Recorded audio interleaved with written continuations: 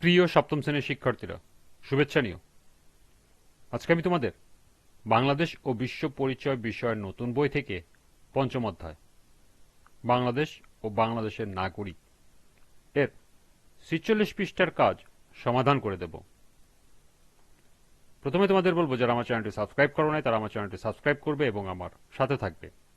তাহলে চলো আমরা ক্লাস শুরু করি। বাংলাদেশ ও বিশ্ব পরিচয় পৃষ্ঠা নং ৪৬, কাজ। দলে বিভক্ত হয়ে সুনাগরিকের গুণাবলীগুলো লেখো এবং শ্রেণীকক্ষে আলোচনা করো।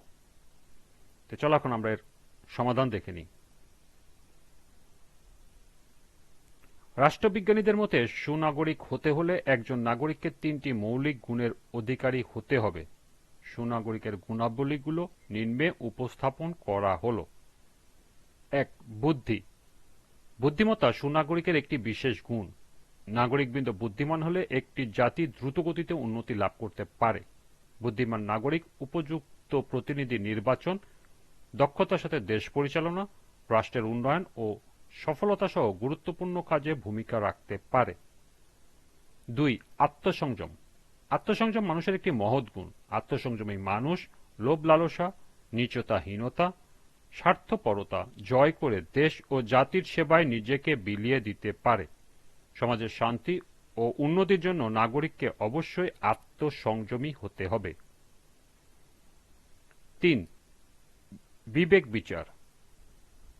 একজন নাগরিককে শুধু বুদ্ধিমান ও আত্মসংযমী হলেও চলবে না। যে কোনো কাজ সম্পন্ন করতে হলে তাকে ভাবতে হবে কাজটি ভালো না মন্দ। মন্দ কাজটি পরিহার করে ভালো কাজটি করতে হবে। এছাড়া সমাজ ও রাষ্ট্রের কোনো সমস্যার সমাধান করতে হলে নাগরিককে তার বিবেক দিয়ে সঠিক সিদ্ধান্ত নিতে হবে। এই ৩টি মৌলিক গুণাবলী ছাড়াও সুনাগরিকের আরও কতগুলো সাধারণ গুণাবলী অর্জন করতে হবে, যেমন সুশিক্ষিত হওয়া। ২. সমাজের ও রাষ্ট্রের নিয়ম শৃঙ্খলা মেনে চলা। ৩. নাগরিকদের অধিকার ও দায়িত্ব সম্পর্কে সচেতন হওয়া। ৪. সহনশীল ও ধৈর্যশীল হওয়া। ৫. স্বাধীনতা ও সার্বভৌমত্ব রক্ষা করা।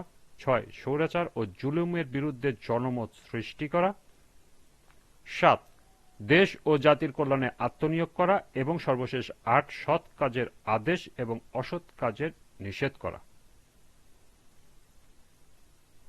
এই ছিল ৪৬ পৃষ্ঠা কাজের সমাধান। আজকের ক্লাসটি এ পর্যন্তই।